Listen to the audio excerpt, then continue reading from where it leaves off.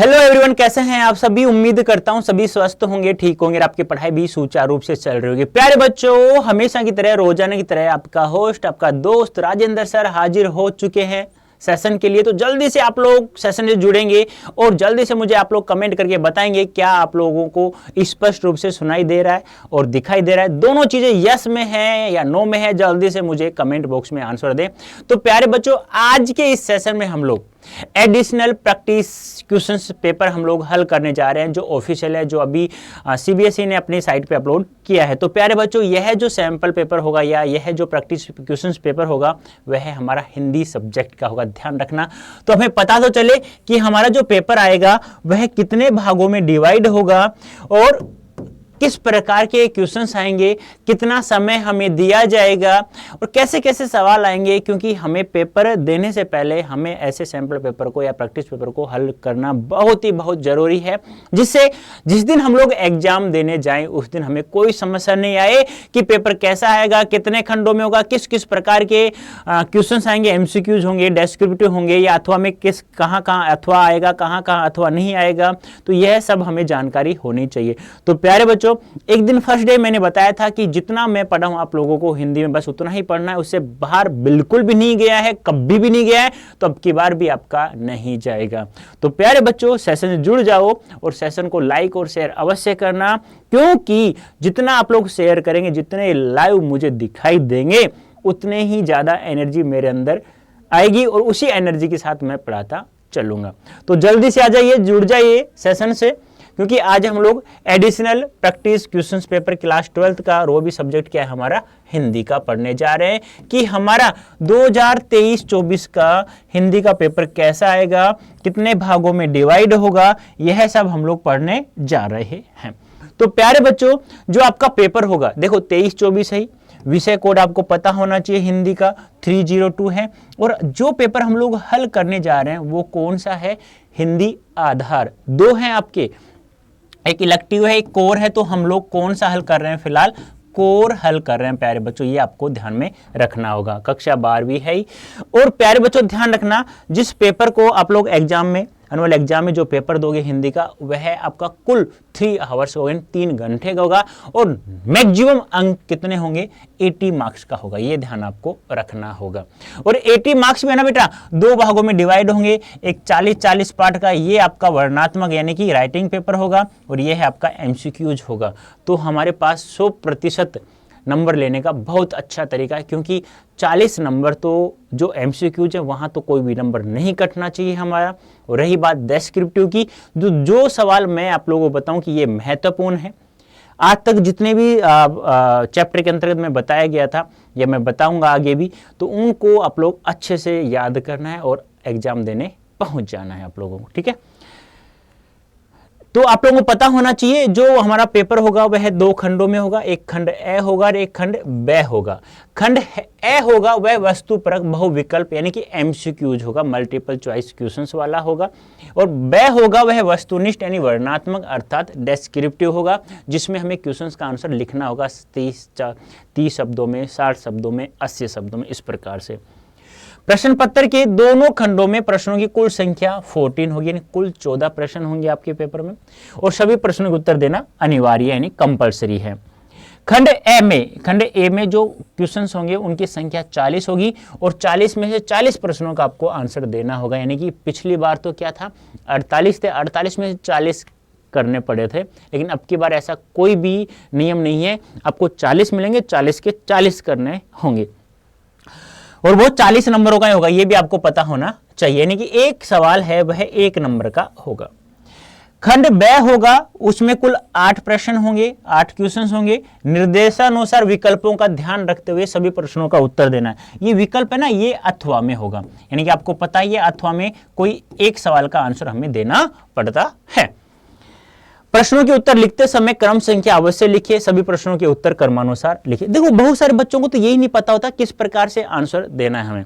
देखो आप किसी भी सवाल का आंसर दे रहे हो XYZ, जरूरी नहीं है क्रम वाइज दो। मान लो आपको अच्छा लग रहा है कि तीसरे सवाल का आंसर बहुत अच्छा आता है आप लोगों को, क्योंकि पहले स्टार्ट और एंड अच्छा होना चाहिए, स्टार्ट अच्छा होना चाहिए, एंड अच्छा होना चाहिए, ये कहा जाता है, कहा नहीं जाता। प्रत्येक टीचर यही देखता है, मैं भी आज यही देखता हूं, लगभग टीचर यही देखते हैं। तो आपको क्या करना है, पहले आप लोग इस प्रकार से लिखेंगे कि हाँ भाई क्वेश्चन कौन सा है, क्वेश्चन से लिख दिया, क्वेश्चन यानी क्वेश्चन कौन सा है हमारा, मान लो 1 है। अब उसके बाद उसका आंसर इस प्रकार से, यानी इस लाइन को आप लोगों को क्या करना है, बस खाली छोड़ देना है और यहां से आप लोग उत्तर देंगे, इस प्रकार से करना है। प्रश्न क्रमांक अवश्य लिखेंगे आप लोगों को, ध्यान में ये अवश्य रखना है। अब देखो पहला क्या है, आपके पास एक गद्यांश है जिसका आपको आंसर देना है। अब कुल प्रश्न होंगे यहाँ पे 10 होंगे और एक सवाल होगा 10 नंबर का होगा। अब देखो ध्यान से सुनना, आपका पेपर क्या होगा, ऑफलाइन होगा, ऑनलाइन तो है नहीं आपका, ऑफलाइन होगा। ऑफलाइन मतलब आपको पेपर दिया जाएगा हाथ में। अब आपको क्या करना है, सुनो, सबसे पहले आप लोगों को इस प्रकार के गद्यांश और पद्यांश को हल करने का बहुत ही अच्छा तरीका बता रहा हूं। आपको सबसे पहले क्या करना है, जितने भी क्वेश्चन है ना, जितने भी क्वेश्चन है उन सभी क्वेश्चंस को आपको रीड करना है। ध्यान सुनना, मैं जो तरीका बता रहा हूं वही तरीका अपनाना है आप लोगों को।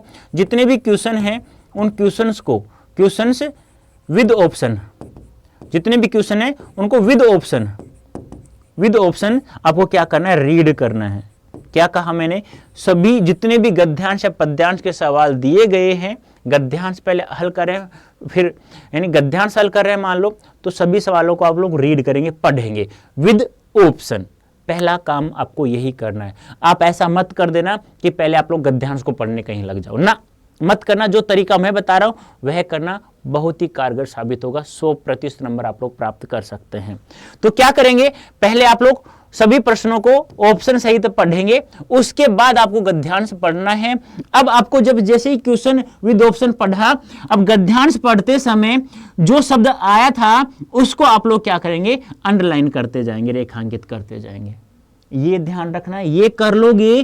फिर पहले क्वेश्चन रीड किया, उसके बाद गद्यांश रीड किया प्यारे बच्चों, फिर वापस से एक एक क्वेश्चन को पढ़ो और उसका आंसर देते जाओ। 100% समय भी कम लगेगा और सभी सवालों को सटीक आंसर भी आप लोग दे सकते हैं।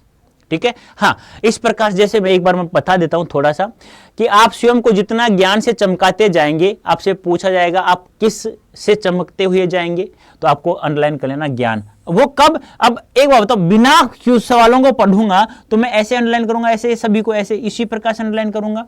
और यदि मैं सवालों को विद ऑप्शन पढ़ करके फिर यदि मैं गद्यांश को पढ़ूंगा तो मैं उन्हीं शब्दों को अंडरलाइन करूंगा जो मैंने अभी सवाल पढ़े थे विद ऑप्शन। जब मुझे थोड़ा इतना तो याद रहेगा कि मैं अभी पढ़ा था तो मैं क्या पढ़ा था। ठीक है, इस प्रकार से आप लोगों को आंसर देना है प्यारे बच्चों। तो इस प्रकार से जल्दी से इस गद्यांश को पढ़ो। हाँ, फिलहाल तो यहां गद्यांश क्यों पढ़ रहे, क्योंकि मैंने सभी सवालों के आंसर दिए हैं ना। एक सवाल का आंसर दूसरी स्लाइड पे, दूसरी का आंसर तीसरी स्लाइड पे, ऐसे दिया है ना। तो मैं आप लोगों को ऐसे फिलहाल नहीं बता सकता कि आप लोग पहले इसको पढ़ो या उसको पढ़ो। पहले आप लोग यहाँ गद्यांश को पढ़ेंगे, उसके बाद आप लोग एक एक सवाल का आंसर मुझे देंगे। ठीक है, पढ़ लिया होगा उम्मीद करता हूं। फिर इसे पढ़ना है आप लोगों को, जल्दी से पढ़े, उसके बाद हम लोग एक एक। अब देखो यहां पे एक मैंने अंडरलाइन भी किया है यहां से, इसको भी ध्यान रखना है। आपसे पूछेगा निम्नलिखित गद्यांश में रेखांकित शब्दों में या रेखांकित लाइन में, ये चीज आपको ध्यान में रखना है। तो जल्दी से पढ़ो इसको, उसके बाद हम लोग एक एक सवाल को हल करते हैं।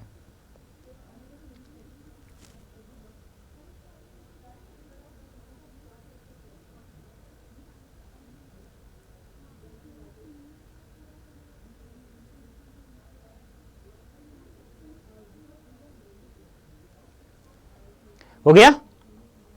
अब देखो पहला सवाल क्या है, आप स्वयं को जितना ज्ञान से चमकाते जाएंगे, पहली पंक्ति है, ध्यान रखना, आप स्वयं को जितना ज्ञान से चमकाते जाएंगे उपयुक्त पंक्ति में रेखांकित शब्द। रेखांकित क्या होता है बेटा, जिसको आपने अंडरलाइन किया है, अंडरलाइन किया है अंडरलाइन, ये रहा।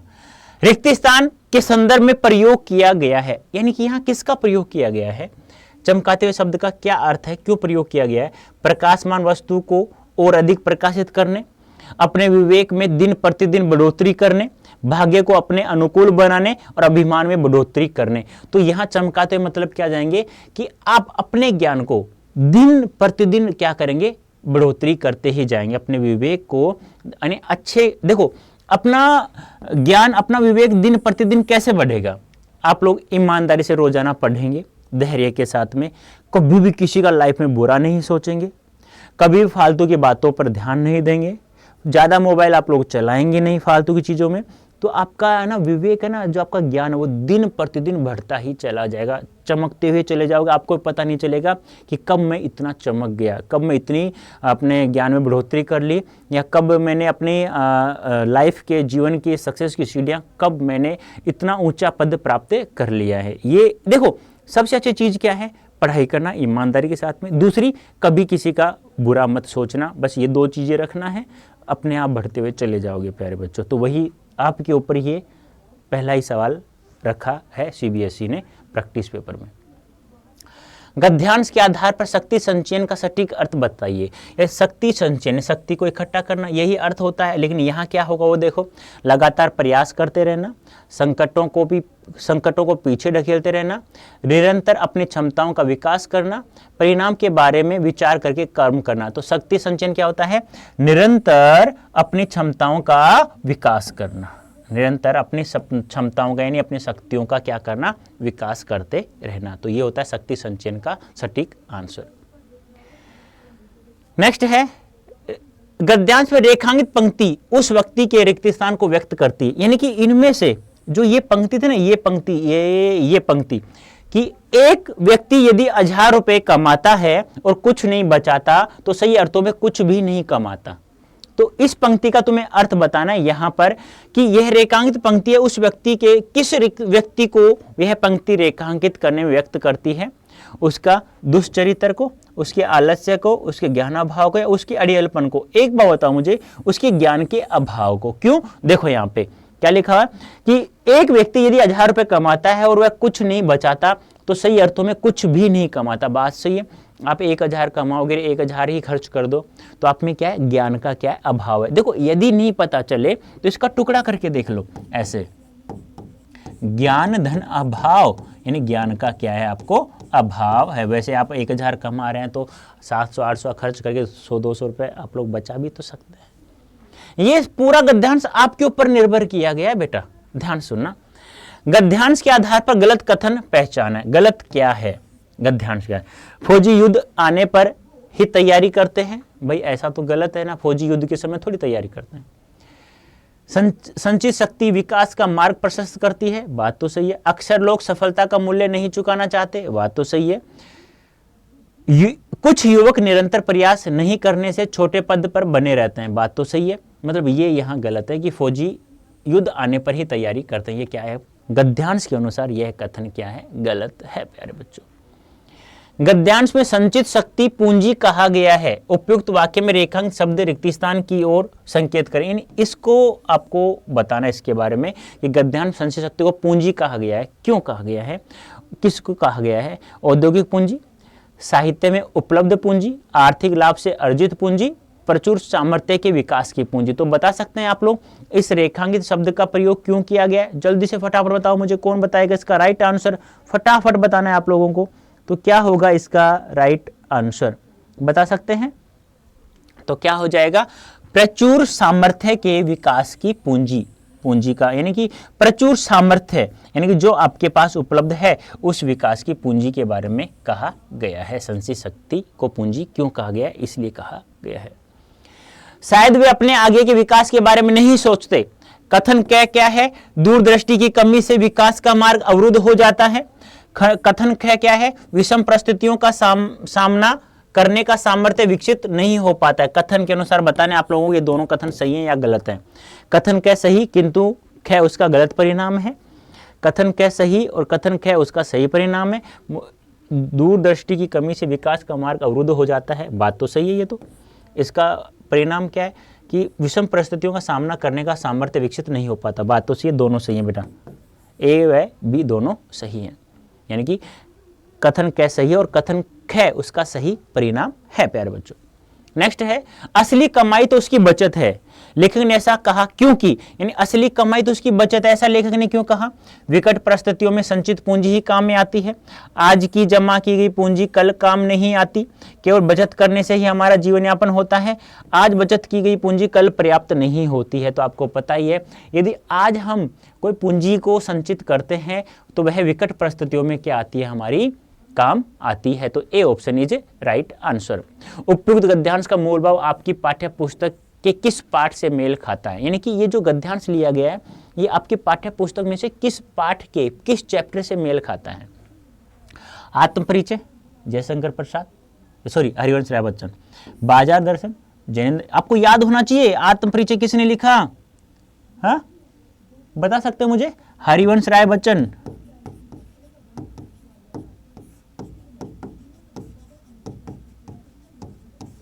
बाजार दर्शन जैनेन्द्र कुमार, याद होना चाहिए बेटा इतनी चीजें तो। काले बादल पानी देते हैं, काले मेघा पानी दे, याद है किसने लिखा, धर्मवीर भारती।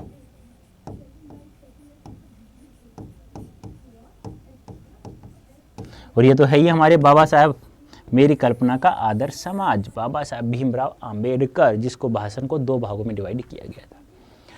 आज आपके द्वारा किया गया अध्ययन कभी भी आपके जीवन में चमत्कार पैदा कर सकता है, यानी कि आज आपके द्वारा किया गया अध्ययन कभी भी आपके जीवन को में चमत्कार पैदा कर सकता है। उपयुक्त कथन से स्पष्ट होता है कि लेखक द्वारा बताई गई परिस्थितियां रिक्त स्थान के आधार पर है। कहने का मतलब क्या है, आज आपके द्वारा किया गया अध्ययन कभी भी आपके जीवन को चमत्कार में पैदा कर सकता है। ऐसा प्रमाण है, कल्पना है, संभावना, वास्तविकता। आपको पता है ऐसा हम लोग संभावना कर सकते हैं कि मेरे द्वारा किया गया कार्य आज हम लोग जो अच्छे से पढ़ लेंगे तो बाई चांस आगे एक अच्छा पद मुझे मिल जाए, मैं सरकारी नौकरी अच्छे पद पर पहुंच जाऊं, एक अच्छा देश का नागरिक बन जाऊं, या बच्चे भी अच्छे और बीवी भी अच्छी मुझे मिल जाए। बच्चे तो पैदा करने पड़ते हैं, अच्छी मिलते नहीं है, वैसे ध्यान रखना। लेकिन कब, जब आप लोग एक अच्छी सोच वाले इंसान होंगे तो बच्चे फिर अच्छी सोच वाले पैदा होते हैं ना। यदि आप गलत सोच वाले होंगे तो फिर गलत सोच वाले बच्चे पैदा कर लोगे तो फिर दिक्कत आएगी ना। उसके लिए आप लोगों को क्या करना है, मेहनत करना है ईमानदारी से, ठीक है। नेक्स्ट है, वे सफलता का मूल्य चुकाए बिना सफलता की सीखरों तक पहुंचना चाहते हैं। वे सफलता का मूल्य चुकाए बिना, यानी कि सफलता की सीखरों, कुछ लोग क्या होते हैं, मेहनत नहीं करना चाहते और फिर भी वो उच्च स्थान पर पहुंचना चाहते हैं। मतलब क्या हो गया, बिना मेहनत किए उन्नति पाना, धन देकर सफलता को खरीदना, अत्यधिक परिश्रम से प्रगति पाना, असफल होकर ठोकर से संभालना, मतलब बिना मेहनत किए उन्नति पाना। तो ये देखो तुरंत मैंने आंसर दिया आप लोगों को। क्यों दिया, क्योंकि मैंने उसे 2 बार पढ़ा हुआ है। एक बार तो मैंने क्वेश्चंस विद आंसर पढ़े, फिर मैंने गद्यांश को पढ़ा, फिर एक सवाल को किसी में दिक्कत आई तो उसको एक बार मैंने वापस पढ़ लिया। ऐसे यदि आप लोग पढ़ेंगे ना तुरंत सटीक, कितना मिनट में, मैंने आपको समझाने में भी मात्र 10 मिनट में पूरा नहीं लिया लगाई होगी शायद इस गद्यांश में। तो ऐसे ही आप लोगों को पढ़ना है बेटा। आगे देखो एक पद्यांश आया है। अब इस काव्यांश या पद्यांश पे कह सकते हैं, काव्यांश पे कह सकते हैं। अश्रु यह पानी नहीं, यह व्यथा चंदन नहीं, यह न समझो देव पूजा के सजीले उपकरण ये, यह न मानो अमरता से मांगने आए शरण ये। अब देखो पद्यांश जिसमें आपको समस्या आती है बार बार। अब सुनो, पहला आंसर वही करना है, जितने भी क्वेश्चन हैं उनको क्या करना है, रीड करना है और कह दे विद ऑप्शन। क्या करना है, विद ऑप्शन। रीड कर लोगे, कर लिया आप लोगों ने। अब देखो नंबर 2 क्या करना है, आपको पद्यांश को पढ़ना है, यानी काव्यांश से पद्यांश एक ही बात है। अब देखो यहाँ पर क्या होता है, आप लगभग मान लो 30% शब्दों का अर्थ पता है आप लोगों को,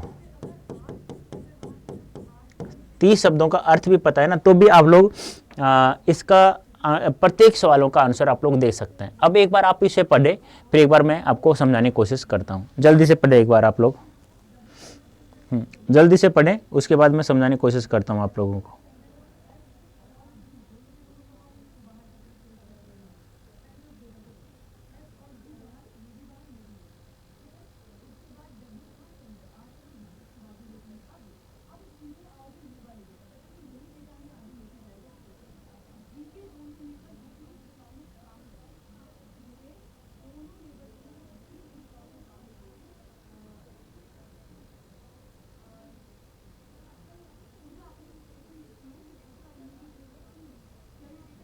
हो गया।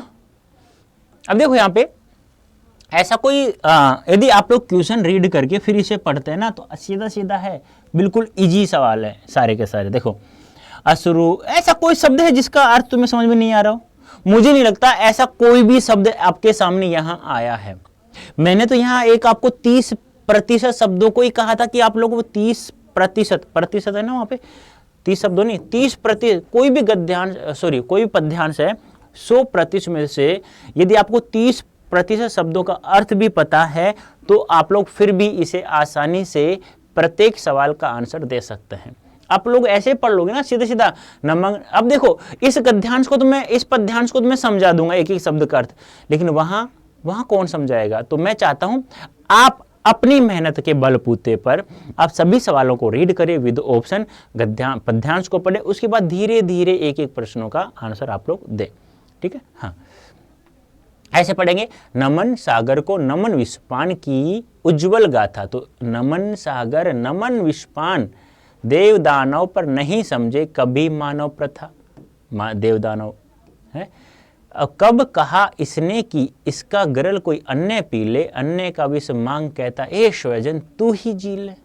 तो इस प्रकार धीरे धीरे पढ़ेंगे ना तो आप लोग सब समझ में आ जाएगा। ऐसे ये है, शंख कब फूंका सलब ने फूल झर जाते अबोले, मौन जलता दीप धरती के क्या धान तोले, खो रहे उच्छ्वास, उच्छ्वास शुद्ध करो, अनलंत आएगा यहाँ पे।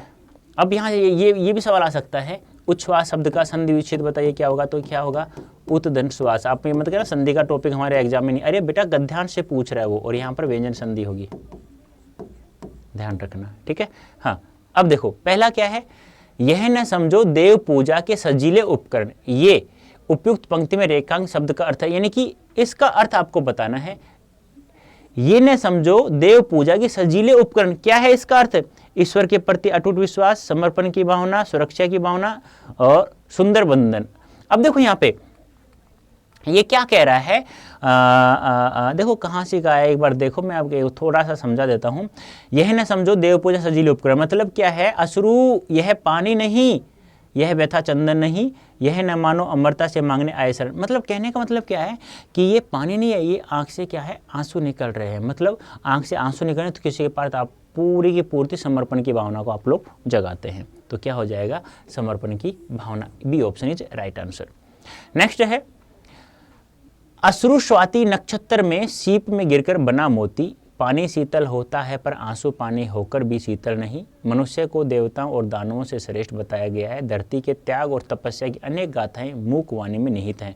कविता के आधार पर सही कथन पहचान, यानी कि जो ये कविता दी हुई है इसके आधार पर सही कथन बताना कौन कौन से हैं। तो कौन कौन से हैं, अश्रु स्वाति नक्षत्र में सीप में गिरकर मोती बनते, नहीं ये तो गलत है। पानी शीतल होता है पर आंसू पानी होकर भी शीतल नहीं है, हाँ ये सही है। यानी कि पानी शीतल होता है लेकिन आंसू पानी होकर भी शीतल नहीं होते हैं। मनुष्य को देवताओं और दानवों को श्रेष्ठ बताया, मनुष्य को देवताओं और दानवों से श्रेष्ठ नहीं बताया गया। धरती के त्याग और तपस्या की अनेक गाथाएं मूक वाणी में निहित हैं, बात सही है। 2 और 4 सही है बेटा, डी ऑप्शन इज राइट। एक बार देख भी लो, से देख लो, 2 और 4 सही है। मतलब क्या है, आपको गद्यांश को पढ़ना, जो का त्यो लाइन आपको याद करनी, नहीं भी है ना तो आपके पास ऑफलाइन ऐप होगा, पेपर आपके हाथ में होगा बेटा, आप तुरंत देख सकते हैं हाँ ये लाइन दी हुई है, ये लाइन नहीं दी हुई है। ठीक है, आगे, आंसू के उत्पन्न होने का भाव किस पंक्ति में आया है। आंसू के उत्पन्न होने का भाव, शुभ्र मानस से छलक आए तरल, यही है, आया था ना, शुभ्र मानव आया था ना, देखो यहाँ पे शुभ्र मानस छलक आए तरल ये ज्वाला मोती आया था ना, बताया ना, सीधे सीधा आया है भाई, सीधे सीधे आंसर है, आप लोग कर सकते हैं। अन्य का विष मांग कहता है स्वजन तू ही जी ले, इनमें से कौन सी प्रस्तुति उपयुक्त पंक्ति के अर्थ में सबसे अधिक मेल खाती है। यानी कि अन्य का विष मांग कहता है स्वजन तू ही जी ले, मैं इस विष को, इस जहर को मैं पी लेता हूँ। रोहन अपने भाई की संपत्ति हथियाने के लिए लालायित है। सोनू ने गृह कलेश से मुक्त होने के लिए परिवार का त्याग कर दिया। परिवार का मुखिया सबकी बला स्वयं पर लेकर हंसते हंसते सहता है। पापा बचपन से ही स्वयं को खुश रखते हुए अन्यों को खुश रखते आए हैं। बेटा देखो, ऐसा कौन सा इंसान है जो दूसरों का जहर खुद पी लेता है। एक परिवार का मुखिया ही होता है, कहता है कि बेटा तुम जियो, अब मैं जी चुका हूँ, अब मैं जी कर भी क्या करूँगा, तुम हंसते हंसते जी सकते हो। तो परिवार का मुखिया सबकी बला स्वयं पर लेकर हंसते हंसते सहता रहता है। नेक्स्ट है, स्वयं को दृढ़ बनाने के लिए आंसुओं को औजार कहा गया है।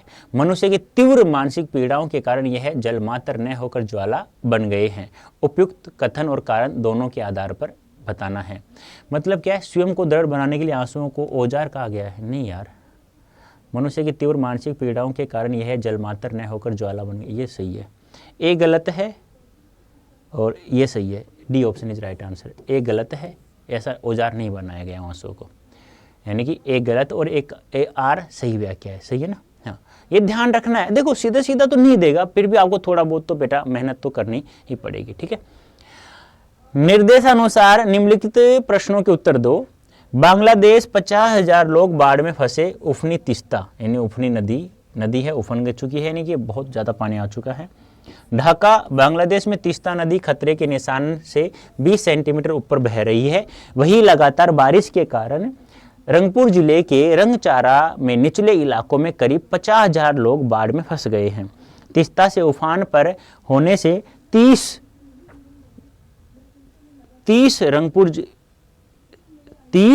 गांव 2 से 3 फीट पानी में डूब गए हैं। उपयुक्त समाचार में कौन सा सूचनात्मक आकार नहीं? सूचनात्मक आकार कौन सा नहीं है? देखो ककार कितने होते हैं बेटा? 6। क्या, कौन, कब, कहाँ, क्यों और कैसे याद होगा आप लोगों को? कौन कौन से? क्या, कौन, कब, कहाँ, क्यों और कैसे। अब इसमें से कौन कौन सा नहीं है? देखो कहाँ, बांग्लादेश तीस्ता उफनी आ रहा है। कौन, बाढ़ में 50,000 लोग फंसे हैं। क्या, 30 गांव पानी में डूबे हैं। कैसे, लगातार बारिश, ये नहीं आया। D option is right answer. ये आपको ध्यान। सूचनात्मक ककार बेटा देखो 2 भागों में बांटा गया है ककारों को। 6 ककार है, ये 2 भागों में बांटा गया, जिसमें सूचनात्मक ककार कौन कौन से हैं, क्यों और कैसे, सीधी सी पता है आपको। तो ये है ना, ये कैसे, इसमें इसका आंसर यहाँ नहीं मिल रहा है।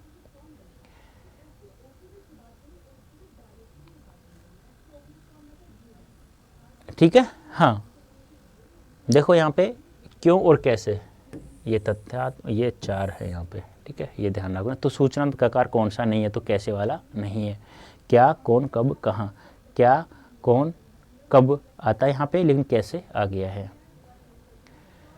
स्थायित्व की कमी, लिखित भाषा का विस्तार, चिंतन और विश्लेषण का माध्यम। उपयुक्त में से मुद्रित माध्यम की विशेषताओं वाला उचित विकल्प चुनिए। यानी कि स्थायित्व की कमी, लिखित भाषा का विस्तार, चिंतन और विश्लेषण का माध्यम। तो स्थायित्व की कमी, लिखित भाषा का विस्तार, चिंतन विश्लेषण का माध्यम, ख और ख। ठीक है, तो मुद्रित माध्यम के अनुसार बताना है हमें, विशेषता वाला उचित विकल्प बताना है। तो मुद्रित माध्यम क्या होता है? जिसे हम लोग देख सकते हैं। जैसे मुद्रित माध्यम अखबार है, अखबार में क्या होता है? स्थायित्व कमी तो होती नहीं है, लिखित भाषा का विस्तार भी होता है, चिंतन विश्लेषण का माध्यम भी हमें उसमें मिलता है, हम चिंतन भी कर सकते हैं आराम से और विश्लेषण भी कर सकते हैं। तो D option is right answer. अभिव्यक्ति और माध्यम याद है क्या बुक? अभिव्यक्ति और माध्यम, वहां से हैं सारे के सारे सवाल। नेक्स्ट, हाईवे से India to Thailand via Myanmar 70% काम पूरा, मंत्री जी ने बताया। क्यों अटका है बाकी काम? स्रोत है हाईवे से India to Thailand via Myanmar 70% काम पूरा, जयशंकर प्रसाद ने बताया। क्यों अटका है बाकी काम? ये यहाँ से लिया गया आज तक से। उपयुक्त समाचार लेखन का क्षेत्र पहचानिए। विज्ञान प्रौद्योगिकी, फिल्म मनोरंजन, अर्थ व्यापार, देश विदेश। देखो थाईलैंड, म्यांमार मतलब क्या है? देश विदेश। अर्थ व्यापार कहीं है नहीं, फिल्म मनोरंजन कहीं है नहीं, विज्ञान प्रौद्योगिकी है नहीं, देश विदेश के बारे में बताया जा रहा है। अखबारों में किसी समस्या, घटना या मुद्दे के प्रति अपनी राय प्रकट करना, यानी किसी भी अखबार में कोई भी पत्रकार है वो अपनी राय प्रकट करता है किसी मुद्दे के बारे में, तो वह कौन क्या है? नाटक है, व्यापार है, संपादकीय है, और क्या है वो? संपादकीय है। ये याद करना है। ये सभी सवाल मैंने करा रखा है आप लोगों को, तो इसलिए तो मैं कहता हूं जितना मैं पढ़ाऊं बेटा बस उतना पढ़ो, काफी है आप लोगों के लिए, ज्यादा कहीं भगने की आवश्यकता ही नहीं है। ये सभी के सभी सवाल टोटल मैंने करवा रखा है। देखो कब करवाया, आज आप प्रैक्टिस सैंपल पेपर में आप लोग देख भी सकते हैं। ठीक है, टीवी समाचारों के चरणों में से ड्राई एंकर के बारे में कौन सा कथन? ड्राई एंकर, बातें सीधी सीधी पहुंचाना कहाँ है? एंकर का घटना से संबंधित दृश्य दिखाना नहीं, ड्राई दिया हुआ है। एंकर का रिपोर्टर से फ़ोन पर सूचनाएं लेना, एंकर का खबर को पूर्णता के साथ पेश करना, एंकर दर्शकों को सीधे घटना के बारे में, ये आएगा एंकर का दर्शकों को सीधे घटना के बारे में बताना ड्राई एंकर कहलाता है। ठीक है। हाँ, नेक्स्ट है बाजार दर्शन। बाजार में एक जादू है, वह जादू आंख की राह काम करता है, वह रूप जादू है जैसे चुंबक का जादू लोहे पर चलता है। आपने याद है एक चैप्टर है बाजार दर्शन, याद है बाजार दर्शन। अब देखो ये जो पठित गद्यांश है ना, यदि आपको ये चैप्टर अच्छे से पता है, इसको मैंने बहुत ही अच्छे से सारांश के रूप में बता रखा है, आप लोगों को बहुत ही गजब तरीके से बता रखा है। यदि आप लोगों ने इस सारांश को अच्छे से पढ़ा और प्लस में मैंने व्हाइट और येलो कलर में यानी पीले कलर में जिसे अंडरलाइन शब्दों कर रखा है ना, केवल आपने वो भी पढ़ रखा है ना, तो आप आराम से इस गद्यांश को बिना पढ़े हुए भी आंसर दे सकते हैं। लेकिन बिना पढ़े मत देना बेटा, काफ़ी सवाल ऐसे होते हैं अटपटे से, एग्जामिनर यह नहीं सोचता कि वह क्या कर रहा है क्या नहीं कर रहा, एक बार पढ़ के ही देना है। वही बात है, पहले क्वेश्चंस को रीड करना है विद ऑप्शन, उसके बाद इसको रीड करना है। ठीक है। हाँ, एक बार पढ़ लीजिए आप इसको भी, ये तो पढ़ लिया होगा, पढ़ लिया ना सभी ने, एक बार बताना मुझे कमेंट करके जल्दी से।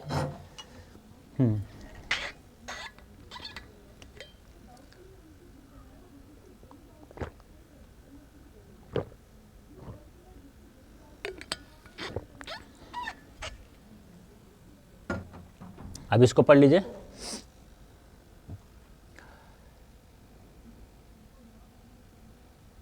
मेहनत करना है यार, थोड़ा सा ज़्यादा नहीं करना, क्योंकि इसके बाद तुम्हें सीयूईटी का एग्ज़ाम भी देना है बेटा। और वही मैं तरीका बता दूंगा आप लोगों को, कैसे 12th की तैयारी करें, कैसे सीयूईटी करें, मैं दोनों चीज़ें आपको एक साथ बताऊंगा अभी आगे। पहला सवाल है, बाजार में एक जादू है, उपयुक्त पंक्ति में रेखांक शब्द किस संदर्भ में आए, यानी ये किस संदर्भ में आए, समृद्धि, आकर्षण, सफलता, धन, बाहुल्य। तो किस रूप में आए, बाजार एक क्या है, आकर्षण है। बाजार अपने चकाचौंध में लोगों को फंसा लेता है। बाजार की मर्यादा के माध्यम से लेखक उसकी रिक्त स्थान के बारे में चर्चा कर रहे हैं। किसके बारे में, बाजार की मर्यादा के माध्यम से लेखक उसकी सीमा के बारे में चर्चा कर रहे हैं, यानी कि उसकी सीमा कितनी होनी चाहिए, उसको क्या क्या करना चाहिए, क्या क्या नहीं।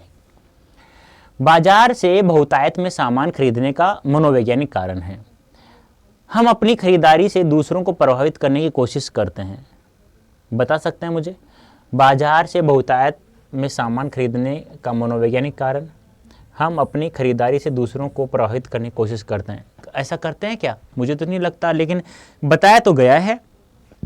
तो क्या होगा राइट आंसर, बता सकते हैं मुझे आप लोग। हाँ बेटा, सही क्या है, देखो पाठ में तो यही बताया गया कि आप जैसे कि आपके पास पैसा बहुत सारा है, आपका मन खाली है, मान लो मन भरा हुआ है तो बाजार जाना चाहिए, मन खाली होता है तो बाजार नहीं जाना चाहिए ना, क्योंकि आप लोग फिर उससे क्या होते हैं कि कुछ अलग चीज़ें खरीद लेते हैं। तो हम अपनी खरीदारी से दूसरों को प्रभावित करने की कोशिश करते हैं, बात तो सही है। और बाजार बहुतायत में सामान खरीदने का मनोवैज्ञानिक कारण यही है, क्योंकि हम दूसरों को क्या करते हैं, प्रभावित करना चाहते हैं कि मैं बहुत सारा सामान खरीद लाया, तुम कुछ भी नहीं खरीद लाया। ये सब क्या है, परचेजिंग पावर है, ये क्या है, सब दिखावा है। और यही तो है सबसे बड़ा कारण बाजारों का सही ढंग से लाभ न उठाने वाला। तो दोनों सही है, कहाँ है दोनों, ये एक है और ख सही है, C option is right answer. उपयुक्त गद्यांश रिक्त स्थान संस्कृति को आधार बनाकर लिखा गया है, किसको, उपभोक्तावादी को, क्योंकि आप लोग उपभोग सही ढंग से कर ही नहीं रहे हैं, आप बाजार का सही ढंग से लाभ उठा ही नहीं रहे हैं। मन खाली है तो बाजार की अनेक चीजों का निमंत्रण उस तक पहुंच जाएगा। वाक्य में, उपयुक्त वाक्य में लेखक कह रहा है कि निश्चित रिक्त स्थान के अभाव में अनावश्यक चीजों की खरीदारी होती है। व्यवस्था, प्रयोजन, संसाधनों, धारणाओं। मन खाली है तो बाजार की अनेक चीजों का निमंत्रण उस तक पहुंच जाएगा। उपयुक्त वाक्य में लेखक कह रहा है कि निश्चित व्यवस्था, प्रयोजन के अभाव में अनावश्यक चीजें खरीदारी होती है। B option is right answer. Next, निम्नलिखित पठित काव्यांश को पढ़कर इस पर आधारित प्रश्नों के उत्तर दीजिए। इन 5 सवाल पूछे जाएंगे। कहाँ से लिया गया बता सकते हैं, उससे पूछेंगे तो आप क्या अपाहिज हैं, तो आप क्यों अपाहिज हैं, आपका अपाहिजपन को तो दुख देता है, हाँ तो बताइए आपका दुख क्या है, जल्दी बताइए, वह दुख बताइए, बता नहीं पाएगा। कहाँ से लिया गया, कैमरे में बंद अपाहिज, याद है क्या, कैमरे में बंद अपाहिज। ये दो मात्रा ऐसे ऐसे ऐसे मत कर देना, ऐसे मैंने अभी किया ना, ये गलत है, ठीक है, दो मात्रा लगानी है ऐसे, ठीक है। तो बताइए, तो आप क्यों अपाहिज हैं? साक्षात्कारकर्ता के ऐसे प्रश्न पूछने पर उसके रिक्त स्थान होने का पता चलता है। यानी आप ये सब बेतुके सवाल पूछे जा रहे हैं, तो वह उनके प्रश्नों का आंसर क्यों नहीं दे पा रहा था? क्या उसको होने का क्या पता चल रहा था? भावुक, क्रोधित, प्रज्ञाहीन, संवेदनहीन। वो क्या हो रहा था? संवेदनहीन हो रहा था।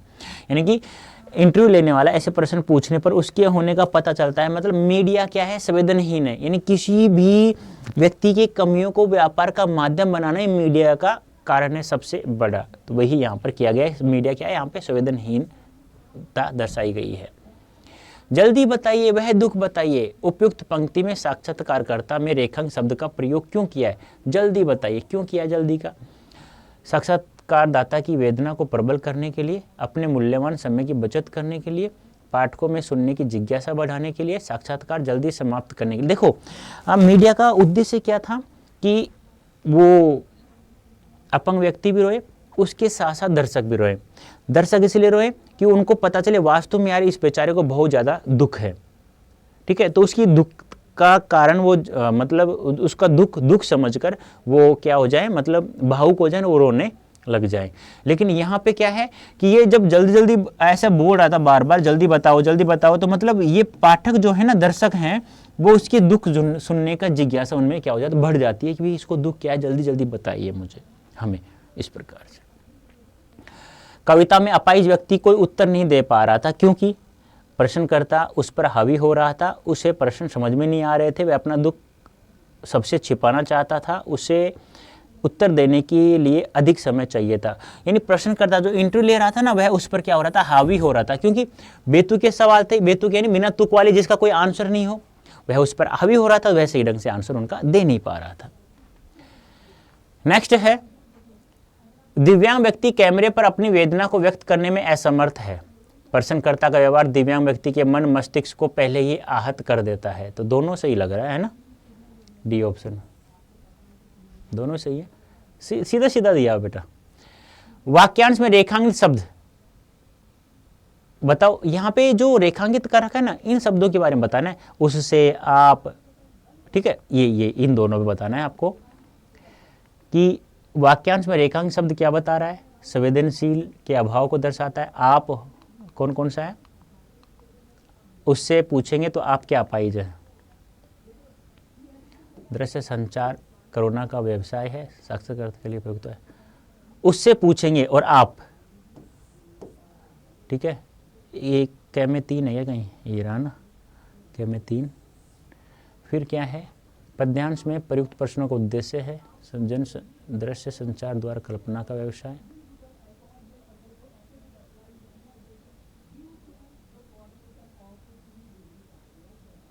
कोरोना का व्यवसाय 2 है, 3 2 1 ही है, नहीं 3 1 2 है बेटा, हो गया ना गलत।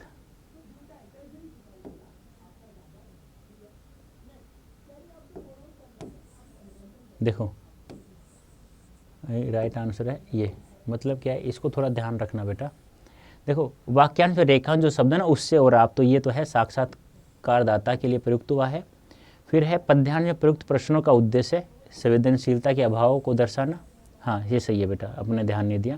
पद्यांश का अप्रत्यक्ष कथन, दृश्य संचार द्वारा कोरोना का व्यवसाय। ठीक है, नेक्स्ट है बेटा पाठ्य पुस्तक, पूरक पाठ्य पुस्तक। ये आ गया वितान। वितान में 3 चैप्टर आपको पता भी है। वहां से सिल्वर वेडिंग कहानी किस विषय पर आधारित? सिल्वर वेडिंग याद है, 25वीं शादी की सालगिरह। वाई.डी. पंत, यशोधर बाबू पंत, याद है क्या? मुख्य पात्र वाई.डी. पंत, यशोधर बाबू पंत जी के बारे में। तो मुख्य किस पर आधारित है कहानी? पारिवारिक भेदभाव, सामाजिक भेदभाव, पीढ़ी अंतराल, वृद्धावस्था। देखो, पारिवारिक भेदभाव तो है ही है, लेकिन ज्यादा अंतराल किसका? पीढ़ी अंतराल का है। यानी कि पिताजी थोड़ी रूढ़ि प्रवृत्ति का था, किसंदा के चक्कर में आ गया था बेचारा, तो पीढ़ी अंतराल का था। और माता जी वो बदल गई थी आधुनिकता के रूप में। इस प्रकार से यशोधर पंत की पत्नी को मातृसुलभ मजबूरी रिक्त स्थान में बनना पड़ा। यानी कि मातृसुलभ मजबूरी, यानी कि माता अच्छी हो, पत्नी को, यानी कि पत्नी नहीं बनी अच्छे से, लेकिन माता बनी बच्चों की। वो क्यों बनी? उसकी मजबूरी क्या थी? कंजूस, खर्चीला, आधुनिक, पुराणपति। तो क्या बन गई थी वो? आधुनिक बन गई थी।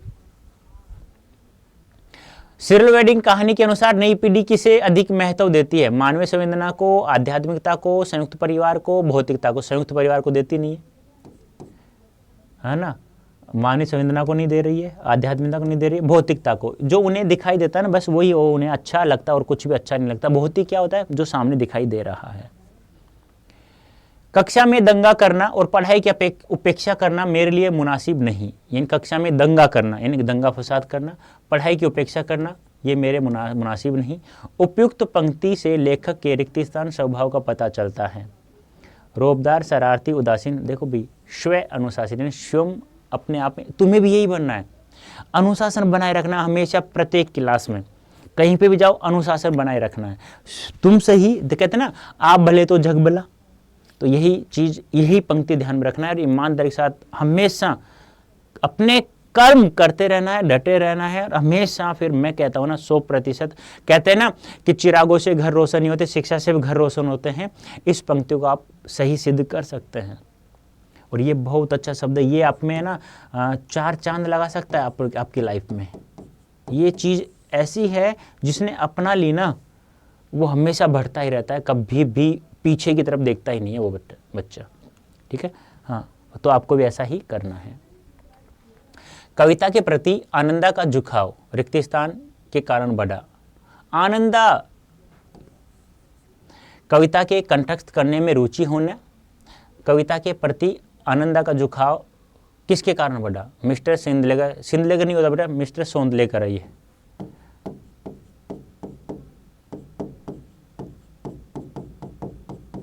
सोंदलेकर मास्टर था ना, तो उससे प्रभावित होकर वह कविता की ओर उसका झुकाव हो गया था।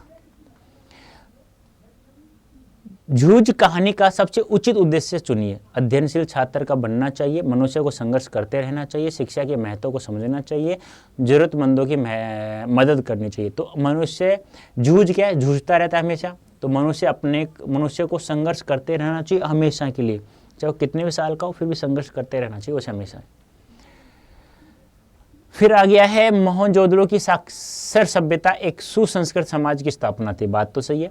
मोहनजोदड़ो सभ्यता को प्रकृति से ही नहीं बल्कि मानवों ने कुशलता पूर्वक बसाया था। बात तो सही है, दोनों सही है भाई। उचित व्याख्या है, उचित व्याख्या है, उचित सही है दोनों। मैंने ये ध्यान, गलती हो गया बेटा, सॉरी।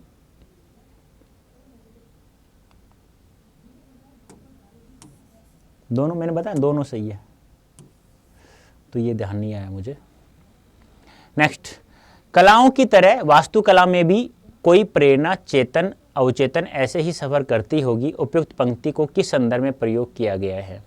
देख, कलाओं की तरह वास्तुकला में भी कोई प्रेरणा चेतन अवचेतन ऐसे ही सफर करती होगी। किस संदर्भ में प्रयोग किया गया? मानव सभ्यता द्वारा अपनी संस्कृति की रक्षा करना, खुदाई के माध्यम से पुरानी सभ्यता की चेतना को जानना, प्रत्येक संस्कृति में कला और वास्तुकला का उत्कर्ष प्रयोग होना, मानव व्यवहार और विचारों का एक युग से दूसरे युग तक पहुंचना। कलाओं की तरह वास्तुकला में भी कोई प्रेरणा चेतन अवचेतन ऐसे ही सफर करती होगी। तो बता सकते हैं मुझे इसका राइट आंसर क्या होगा? आप फटाफट बताइए आप लोग। इसका राइट आंसर कौन बताएगा मुझे? थोड़ा अजीबो गरीब स्थिति वाला सवाल है। ये सवाल ऐसा है कि आपको भीड़ से अलग करेगा, ध्यान रखना, अलग ही कर देगा। ध्यान रखना, बहुत सारे बच्चे इसका गलत आंसर बताए। बच्चे क्या करेंगे? मानव सभ्यता द्वारा अपनी संस्कृति ये करेंगे बच्चे, ये और क्या हो जाएगा फिर वो आंसर आपका गलत हो जाएगा। इसका राइट आंसर है मानव व्यवहार और विचारों का एक युग से दूसरे युग तक पहुंचना। लेखक ने मोहनजोदड़ो की सभ्यता को लो प्रोफाइल सभ्यता किस कारण कहा? आधुनिक अवशेष नहीं मिलने, आडंबर रहित अवशेष मिलने, धार्मिक चिन्ह नहीं मिलने, कोई एक ही संस्कृति मिलने। बता सकते हो मुझे? लेखक ने मोहनजोदड़ो की सभ्यता को लो प्रोफाइल सभ्यता किस कारण कहा? आडंबर रहित अवशेष मिलने या धार्मिक चिन्ह? आडंबर रहित अवशेष मिलने, आडंबर रहित अवशेष मिलने के कारण उन्हें लो प्रोफाइल सभ्यता कहा है। आडंबर रहित अवशेष मिलने यानी आडंबर करने वाले कोई अवशेष उन्हें प्राप्त नहीं हुआ, यानी कि आडंबर रहित करने वाले कोई अवशेष उन्हें प्राप्त नहीं हुआ था। लेखक के अनुसार मोहनजोदड़ो कौन सी विशेषता अनूठी मिसाल है? अनूठी, मोहनजोदड़ो कौन सी मिसाल अनूठी है, उनकी जैसी आज तक कोई नहीं मिली हमें? तो वो कहती नगर नियोजन सबसे गजब है। नेक्स्ट है, अब देखो यहाँ पे अब आते हैं कुछ ये तो था हमारा, यहाँ तक था एमसीक्यूज, यहाँ तक था हमारे एमसीक्यू सवाल जो पार्ट फर्स्ट था, जिसमें 40 सवाल थे, 40 के 40 हमें आंसर देने पड़ते हैं, एक सवाल 1 नंबर का था, ये ध्यान आपको रखना। अब आता है खंड ब, जिसमें अब पहला आ रहा है 4 अप्रत्याशित विषयों में से किसी एक विषय पर लगभग 120 शब्दों में आपको आंसर देना है, ये 6 नंबर का है। यानी आपको 4 एक निबंध लिखवाया करता था पहले, तो वही है एक अप्रत्याशित विषयों पर लेवल, जिस पर आप लोग आशा नहीं की गई, धन प्रतिधन आशा वो है। ठीक है, इसका टुकड़ा भी करें तो क्या होता है, धन प्रति धन आस, आस को हम लोग आशा कह सकते हैं, धन इत, जिस पर आप आशा नहीं कर सकते हैं। जब मैंने बनाया बेकार पड़ी वस्तुओं से नया सामान, जब मैं 7वें आसमान पर था, जब मैंने बनाया बेकार पड़ी वस्तुओं से नया सामान, यानी बेकार पड़ी वस्तुओं से मैंने कोई नया सामान बना दिया। जब मैं 7वें आसमान पर था, बदलता परिवेश, कृत्रिम बुद्धि यानी आर्टिफिशियल इंटेलिजेंस। अब इनमें से आपको एक पर 120 शब्दों में आपको आंसर देना है। कैसे देना है वो मैं समझा देता हूँ। देखो, विषय वस्तु क्या होनी चाहिए, विषय की केंद्रितता, अनावश्यक बातें न करके केवल विषय संबंध वर्णन करोगे तो 1 नंबर, कुल 6 नंबरों का है। यानी कि अनावश्यक बातों का प्रयोग नहीं करोगे तो 120 शब्द लिखना है। आप लोगों को पता है, एक लाइन में मान लो 6 शब्द आ रहे हैं, तो आपको कितने 6 शब्द आ रहे हैं तो कितने हो गए, 15 अच्छी के 120, शायद 15 पर 75, 15 अच्छी करनी, 15 7 तो 15 120, 8 मान ले तो 15 120 हो गए, सीधी सी बात है। तो 20 छिके 120 होते हैं ना, 20 × 200, 20 छिके 120। ठीक है, अब 1 नंबर मिल जाएगा। मौलिकता, सृजनात्मकता के साथ प्रभावपूर्ण भाषा लेखन शैली का स्वाभाविक रूप से प्रयोग, यानी कि भाषा शैली बहुत ही सटीक होनी चाहिए, तो आपको 1 आंसर मिलेगा। 1 1 2 हो गए, यानी मौलिकता होनी चाहिए आप उसमें, यानी कि आपकी कल्पना वाले शब्द का प्रयोग नहीं कर सकते, मौलिक शब्दों का प्रयोग करेंगे। सीमित शब्दों में विषय सभी पक्षों को संयोजित करना, फिक्स ऐसे शब्दों का प्रयोग करना है कि आपको लगे कि हाँ एक शब्द दूसरे शब्द को जोड़ता हुआ प्रतीत हो रहा है। शब्द सीमा का पालन, 120 शब्द लिखा है तो 120 ही होने चाहिए, 121 22 नहीं होने चाहिए, ये ध्यान रखना। यानी कि 101 2 घट बढ़ सकता है, लेकिन ऐसा नहीं 125 कर दो, 115 ही छोड़ दो, तो फिर गलत हो जाएगा, तो 0.5 आधा नंबर मिलेगा। मापदंड के हर पूरे अंक दे यदि दी गई अपेक्षाएं पूरी है, यदि पूरा चीज सही लिखी है तो ये सब नंबर दे उनको, 1 1 1 आधा आधा, इस प्रकार से। हर मापदंड के लिए आधे अंक दें यदि दी गई अपेक्षाओं को सुधार की आवश्यकता है। यदि आप लोगों ने थोड़ा थोड़ा गलत लिखा है तो आधा आधा नंबर मिलेगा, यानी कि आपको नंबर तो मिलेंगे। अब पूरा नंबर मिलने के चांस हैं जब आपकी विषय की केंद्रीयता अच्छे से लिखेंगे, उसके मौलिक शब्दों का प्रयोग करेंगे, सीमित शब्दों का प्रयोग करेंगे और शब्द सीमा का पालन करेंगे, 3 नंबर यहाँ तक मिल जाएंगे। और बिल्कुल पूरी नहीं होती है तो आप अंक नहीं देंगे। अब देखो दूसरी बात है प्रस्तुति, कैसे प्रस्तुत करते हैं, क्रमबद्धता होनी चाहिए, भूमिका और निष्कर्ष होना चाहिए, और ये 1 नंबर और 1 नंबर। तो यहाँ पे देखो 1 1 2। अब भाषा की शुद्धता, देखो आप लोग इस पर नहीं जाते हो, ये व्याकरण का पार्ट है, और मैंने बहुत अच्छे से आपको पता है ना CUET 2024 के लिए व्याकरण आपको पता है स्टार्ट हो गई है संघर्ष बैच के नाम से, तो आप लोग ये चीज़ें वहाँ पे सीख सकते हैं बेटा। उम्मीद करता हूँ आप लोग बहुत अच्छे समझ लेंगे। अब देखो यहाँ पे क्या है, आधा नंबर ये है और आधा नंबर ये है वर्तनी का, 1 नंबर तो व्याकरण की शुद्धता का पूछा गया है। अब ये चीज़ें आप लिख सकते हो, लेकिन यहाँ आप लोग गलतियाँ कर लोगे, एक भी शब्द गलत हो गया तो आधा नंबर कट जाएगा, एक मीनिंग भी गलत होगी तो उसको आप लोग बिल्कुल सही लिखना है, शुद्ध शब्दों में और अच्छी हैंडराइटिंग के साथ में। अच्छी हैंडराइटिंग हुई, अच्छे शब्दों का प्रयोग किया तो वो फिर 1-2 शब्दों का नज़रअंदाज भी कर देगा, यार बच्चों को नहीं पता होगा कैसे तैसे करके, तो वो आपको ऐसा बिल्कुल भी नहीं दिखाना है सामने वाले को। ठीक है, हाँ। अब आता है कहानी लेखन की सबसे अच्छी प्रक्रिया है किसी अच्छी कहानी से पढ़कर उसका विश्लेषण किया जाए। यानी कहने का मतलब है किसी भी कहानी लेखन की सबसे अच्छा तरीका क्या है, एक अच्छी से अच्छी कहानियाँ पढ़ी जाए। 2 चीज़ों का ध्यान रखना चाहिए, समय और उस समय की विभिन्न परिस्थिति कैसी होनी चाहिए, यानी कि वातावरण जिसे कहते हैं हम लोग, ये भी कह सकते हैं, और समय का भी ध्यान रखना चाहिए। तो कथानक और पात्रों का विश्लेषण करना हमें आना चाहिए, कहानी में कुल कितने पात्र हैं उनका विश्लेषण हम लोग किस प्रकार से कर रहे हैं, कथानक का विश्लेषण करने पर 1 नंबर मिलेगा और पात्रों का विश्लेषण करने पर 1 अंक मिलेगा। कहने का मतलब क्या है, अच्छी कहानी को पढ़ो और उसका विश्लेषण किया जाए।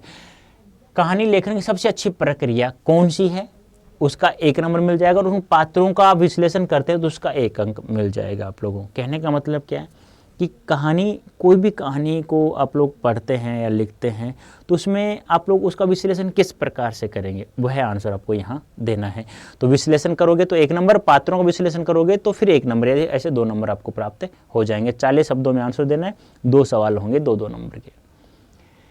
कैप्टिव ऑडियंस से आप क्या समझते हैं, अपने व्यक्तिगत अनुभव साझा करते हुए उत्तर लिखिए। कैप्टिव ऑडियंस, ठीक है, अभिव्यक्ति और माध्यम। सार्वजनिक स्थान पर एकत्रित हुए दर्शक, एक स्थान पर इकट्ठे किए गए दर्शक, बोरियत होने पर भी कार्यक्रम पूरा देखने वाले दर्शक, इस प्रकार अर्थ समझाइए। पर कैप्टिव ऑडियंस क्या होता है, आप थिएटर में गए हो कभी, एक जगह बैठकर आप एक दूसरे को जानते भी नहीं है, फिर भी वहां पूरी की पूरी मूवी देख लेते हैं। एक जगह बैठ करके एक दूसरे दर्शक एक दूसरे को न जानते हुए भी आसानी से मनोरंजन के साथ पूरी फिल्म देख लेना, वही कैप्टिव ऑडियंस कहलाती है। उसका अनुभव समझाना है। सिनेमाघर में भारी भीड़, सिनेमा की पटकथा में अरुचि टिकट लेकर आए, अतः पूरी फिल्म देखने के लिए बाध्य हो जाना। आप बीच में जाते भी नहीं हो, जाए अच्छी भी नहीं लगे फिर भी नहीं जाते हो, यार पता नहीं आगे अच्छी हो सकती है। कठपुतलियों के द्वारा नाटक मंचन सामाजिक परिदृश्य को उजागर किया जाए, मनोरंजनात्मक अनुभव, इस प्रकार का कोई भी एक अनुभव साझा करने पर 1 अंक दिया जाएगा। यानी कि आपको क्या करना है, आपका अनुभव भी उसमें समझाना है। पहले तो आपको समझाना है कैप्टिव ऑडियंस क्या है, जो मैं बता चुका हूँ कि एक जगह बैठ करके एक दूसरे को नहीं पहचानते हुए भी किसी चीज़ की, किसी नाटक को, किसी मूवी को देख लेना, कैप्टिव ऑडियंस कहलाती है। अब एक अनुभव आपको बताना है कि आपने शुरू में जब फर्स्ट मूवी देखी थी सिनेमा थिएटर में तो कैसा माहौल आपको लगा था, वो अनुभव साझा करना, उसका 1 नंबर प्राप्त हो जाएगा। अप्रत्याशित विषयों पर लेखन क्या है, अप्रत्याशित विषयों पर लेखन के उदाहरण स्वरूप कोई 2 शीर्षक लिखिए। बताया आप लोगों को, मैंने आपको वहां एक दीवार घड़ी का समझा रखा है। अप्रत्याशित विषयों पर लेखन क्या है और मैंने बहुत अच्छे समझा रखा है। 3 निबंध मैंने अप्रत्याशित विषयों पर लेखन मैंने समझा रखा है, खुद मैंने पढ़ाया हुआ है, वो जाकर देख लीजिए, आपको समझ में आ जाएगा। लेखन क्या है, उसका 1 नंबर मिलेगा। परंपरागत विषयों से हटकर नए तरह के विषयों पर मौलिक प्रयास अभ्यास से लिखना ही अप्रत्याशित लेखन है। बात तो किसी विषय पर आप लिख रहे हैं तो अपनी कल्पना को अठा करके उन मौलिक शब्दों को आप प्रयोग करें जो वास्तव में उस विषय पर लिखने के लिए एक फायदेमंद, रुचिकर भी हो सकता है और सामने वाले को अच्छा भी लगे। और एक अच्छा अभ्यास और प्रयास करना चाहिए आप लोगों को किसी भी चीज़ को लिखने के लिए।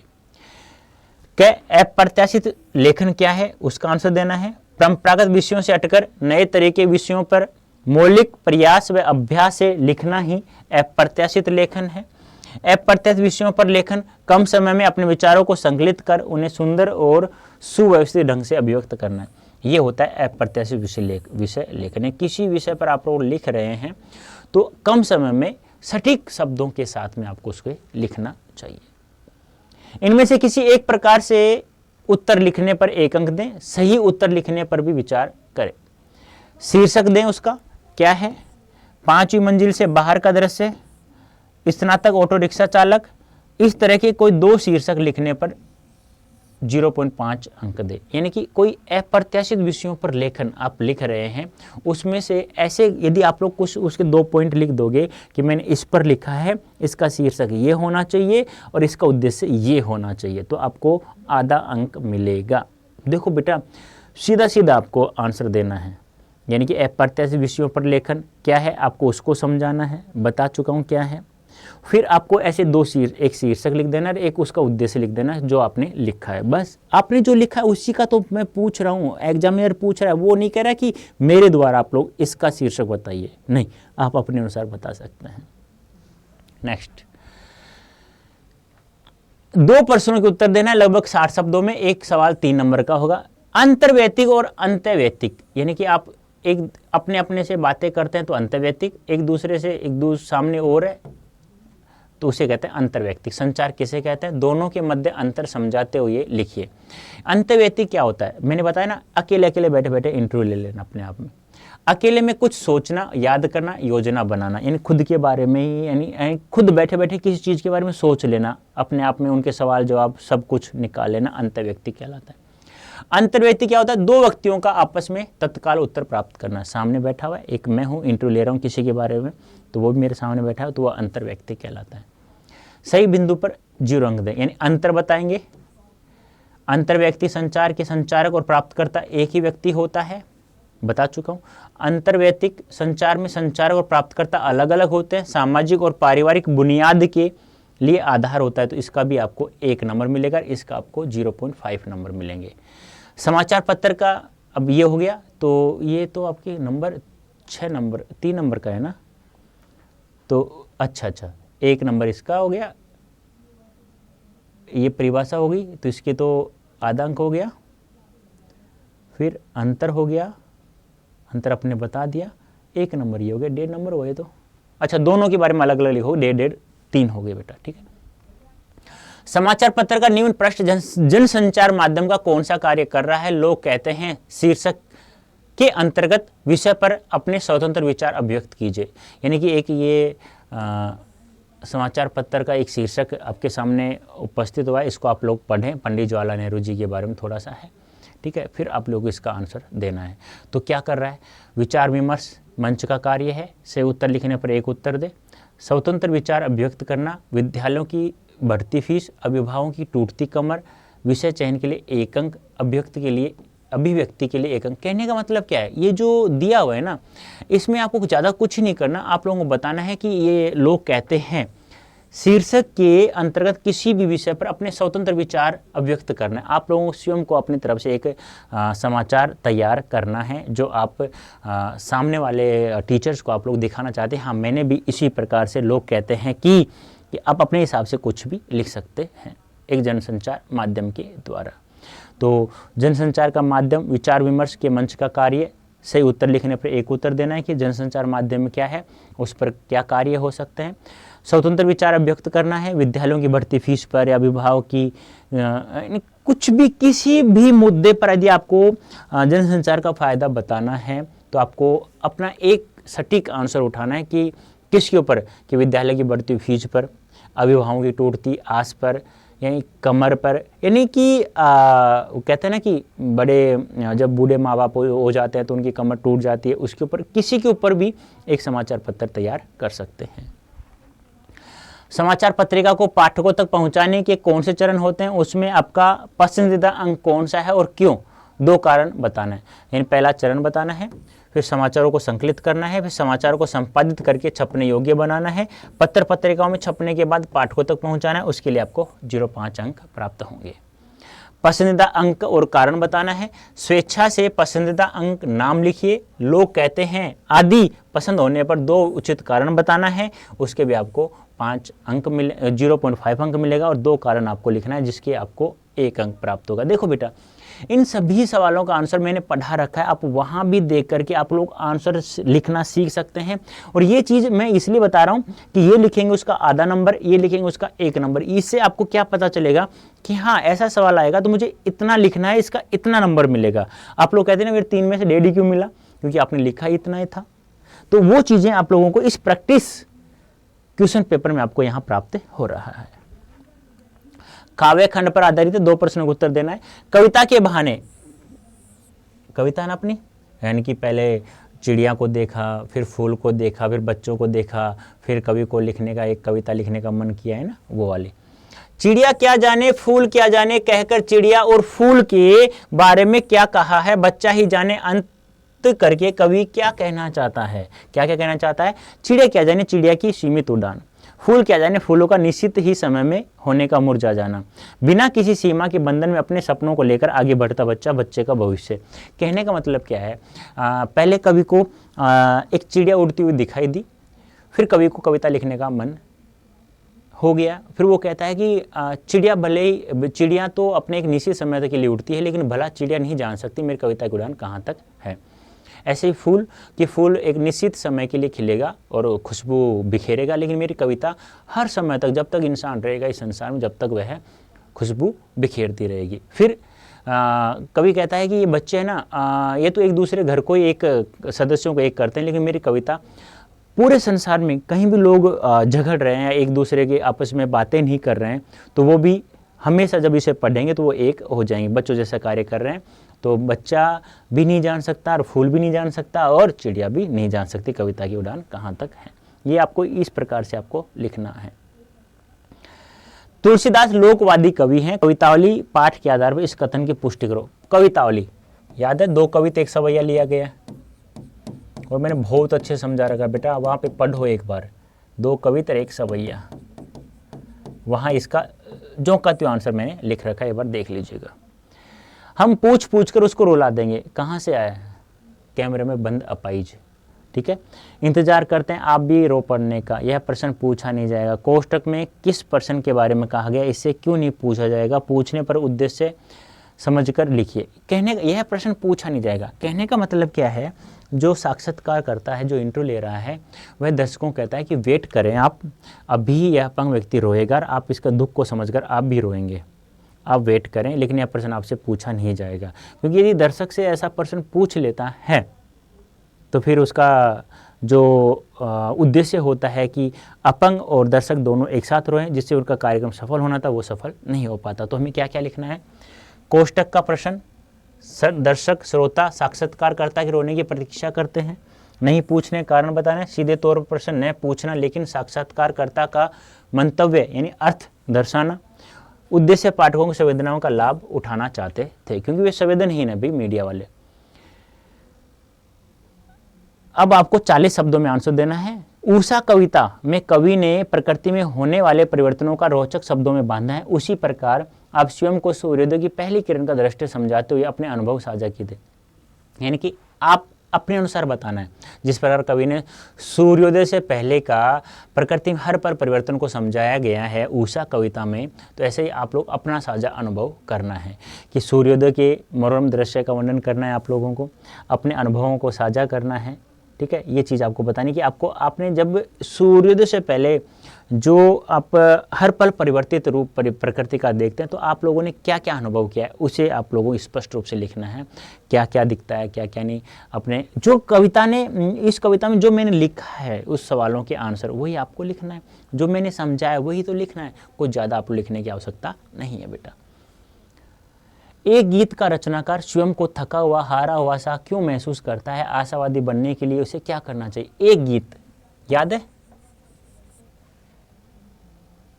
याद है क्या? निशानी मंत्र से एक गीत लिया गया था, थका हुआ पंथी फिर भी जल्दी जल्दी चलता है, याद है क्या? बस वही है। तो एक आशावादी बनने के लिए कवि को क्या करना चाहिए? किसी इंसान को क्यों? निर्लक्ष्य जीवन के कारण, क्या जीवन में लक्ष्य का निर्धारण करना, प्रत्येक सही बिंदु का एक अंक आपको मिलेगा। कहने का मतलब क्या है, कभी भी इंसान को आशा नहीं छोड़नी चाहिए, मन से हार कभी भी नहीं माननी चाहिए। इंसान को हमेशा कर्म करते रहना है, फल की इच्छा बिल्कुल भी नहीं करनी है, तो इंसान कभी भी थकेगा भी नहीं और हमेशा दौड़ते हुए रहेगा, हमेशा मेहनत करने के लिए सुचारू रहेगा।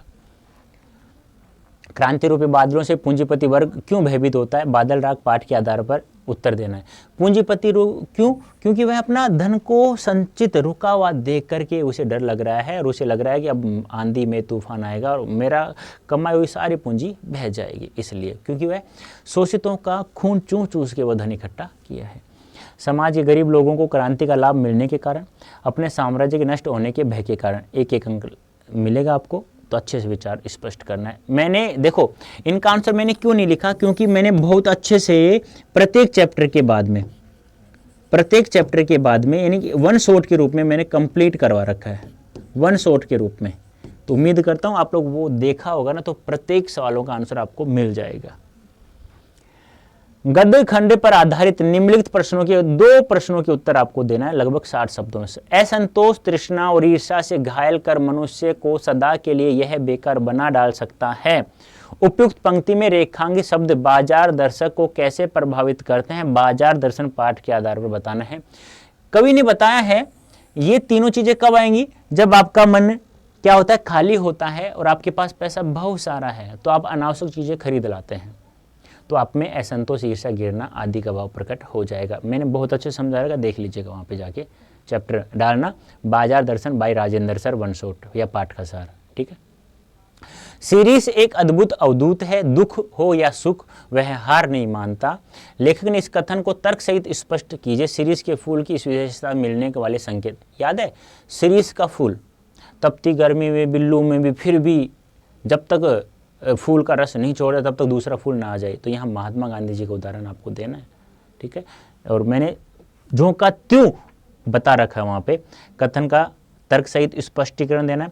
तपती गर्मी में भी कोमल तंतुजाल और केसल को उगाना, विपरीत परिस्थितियों में भी वायुमंडल से रस खींचना, सीरीज के फूल की विशेषता, प्रत्येक परिस्थिति में अटल अविचल रहना जिस प्रकार महात्मा गांधी रहे थे, अपने क्रम पथ पर दृढ़ रहना जैसे महात्मा गांधी जी का उदाहरण देना है, दूसरों की परवाह किए बिना स्वयं कर्म में मस्त रहना है, अपने कर्म, देखो स्वयं कर्म, स्वयं यानी खुद के कर्म में मस्त रहना है इंसान को, कभी किसी का बुरा बिल्कुल भी नहीं सोचना है।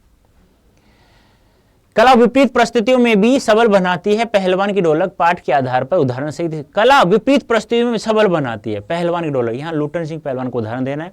जब उसको पता है 9 वर्ष का था, उसके माता पिता का देहांत हो गया था, सास ने पाला था, फिर वह जब गांव के लोग उसकी सास को भला बुरा कहते थे तो वह उनसे उनसे बदला लेने के लिए वह पहलवान बन गया था। तो वही बात यहाँ बताना है।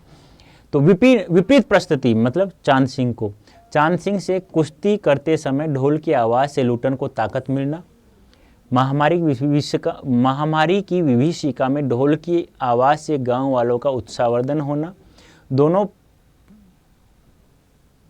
पुत्रों को खोने के बाद ढोल के सहारे लुट्टन को मजबूती मिलना, प्रत्येक सही बिंदु के लिए 1 अंक दें, अन्य सही उत्तर पर भी विचार करें। देखो आपको इन तीनों चीज़ों के अनुसार देखो इनका आंसर देना है। इसका तो इन टॉपिकों को ध्यान से समझ करके फिर इसका आंसर देना है आप लोगों को। और मैंने ऐसे ही समझा रखा है प्रत्येक चैप्टर में। यदि मैं एक सवाल का आंसर यहाँ दे देता तो आप लोग पूरा चैप्टर नहीं पढ़ते। जरूरी थोड़ी यही सवाल वहाँ एग्जाम में आएगा, अलग भी आएगा ना। तो मैंने जैसा समझा रखा है ऐसे ही मैंने एक चीज़ के बारे में आंसर दिया। ऐसा नहीं है कि पूरा जो का त्यों कहानी के रूप में लिख दिया, नहीं लिखा है, आप जाकर के देख सकते हैं। ऐसे पहलवान की ढोलक by Rajendra sir, one shot या पाठ का सार। गद्यखंड 40 शब्दों में उत्तर देना है। भक्तिन से आ गया, पितृसत्तात्मक मान्यताओं के बीच अपने हक की लड़ाई लड़ रही थी। पाठ के आधार पर 2 उदाहरण देकर इस कथन को स्पष्ट करो। कैसे? लगातार 3 लड़कियां पैदा होने पर भी सास और जिठानियों के द्वारा उपेक्षा करना, उसको सहन करना, फिर भी आगे बढ़ते रहना।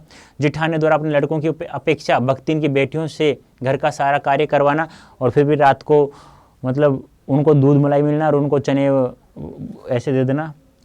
स्पष्ट रूप से ध्यान नहीं आ रहा, सूखा अनाज दे देना कहने का मतलब। बड़ी लड़की के विधवा होने पर परिवार द्वारा संपत्ति हड़पने की कोशिश करना, वो तितरबाज साले को बुला लेना।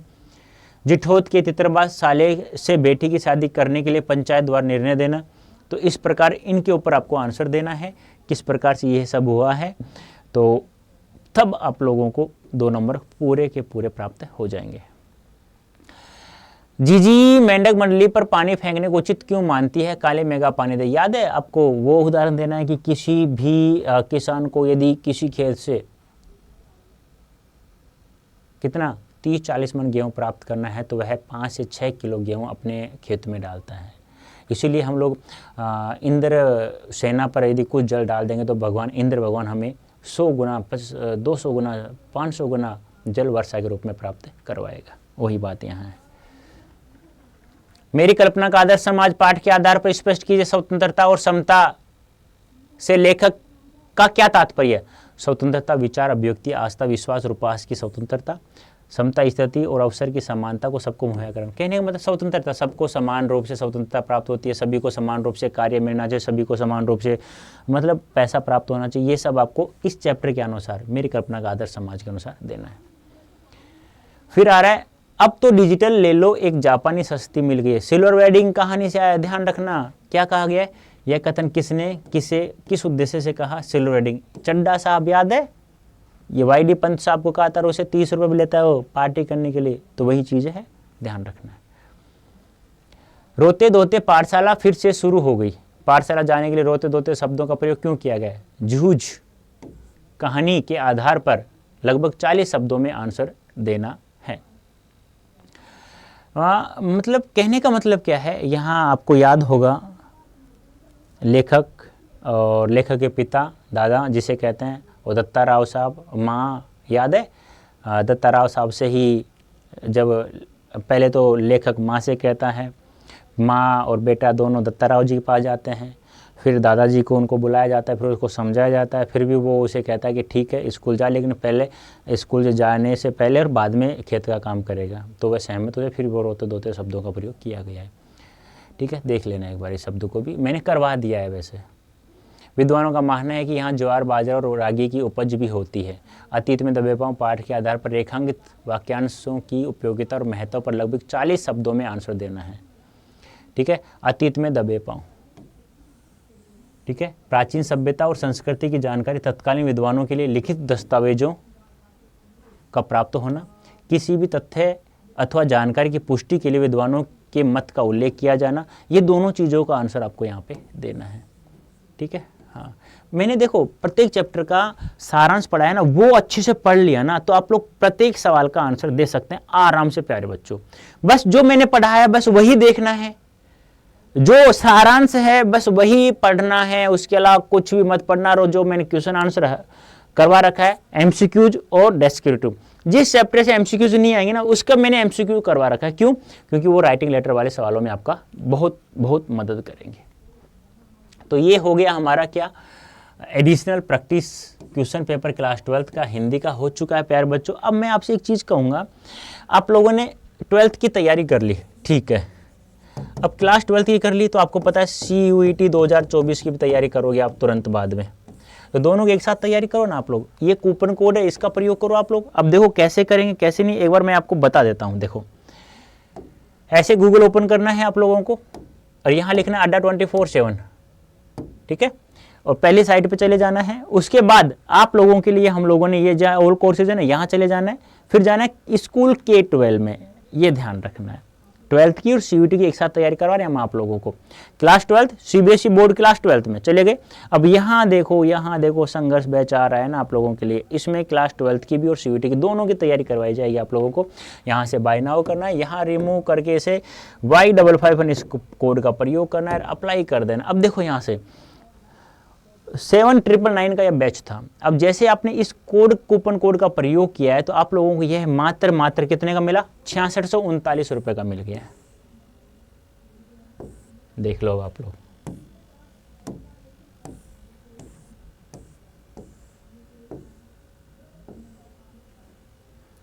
ठीक है, हाँ ये देखो 6639 इस कूपन कोड का प्रयोग किया है तो आपने Y551 कितने का, 66, तो कितने का था 7999। अब यदि आप लोग इसी कोर्स को अड्डा 24/7 ऐप से परचेज करते हैं तो ये 17 की जगह बेटा 18% का ऑफ मिलेगा, यानी 1% ऑफ और हो जाएगा आप लोगों को।